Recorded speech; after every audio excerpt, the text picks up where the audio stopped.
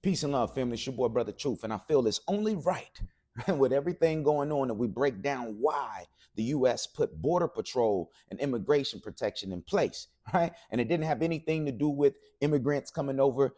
It had everything to do with bootleggers and being able to control the money. Now, this goes back all the way to the times of the Jade Treaty in 1794. And this is very important that we understand our tribal heritage and roots because it's the connection and key for us to become very powerful. So according to ChatGPT, the Jade Treaty of 1794 was an agreement between the United States and Great Britain that, among other things, recognized certain rights for indigenous peoples, particularly regarding cross-border movement between the U.S.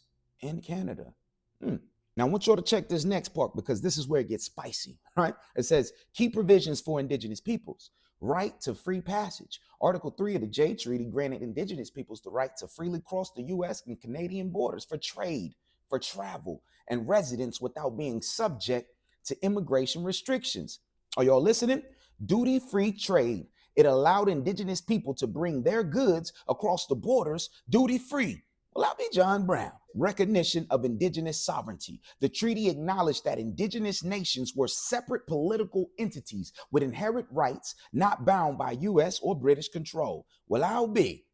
There's still more, though. The U.S. recognizes the Jade Treaty's provisions for indigenous border crossing, allowing Canadian-born indigenous individuals to move to the U.S. freely. Now, before moving forward, we must understand dates in chronological history here, because this was in 1795 that the Jade Treaty was signed. Now, about 80 years later, we zoom to 1871 and the Naturalization Act, okay? And this is when they naturalized us as American Indians into being U.S. citizens now. And immediately we lost those access to benefits and treaties like the Jade Treaty that we could start trading and making money. And truly, you didn't even have Border Patrol become official until 1924, right? And you know what else was happening in the 1920s?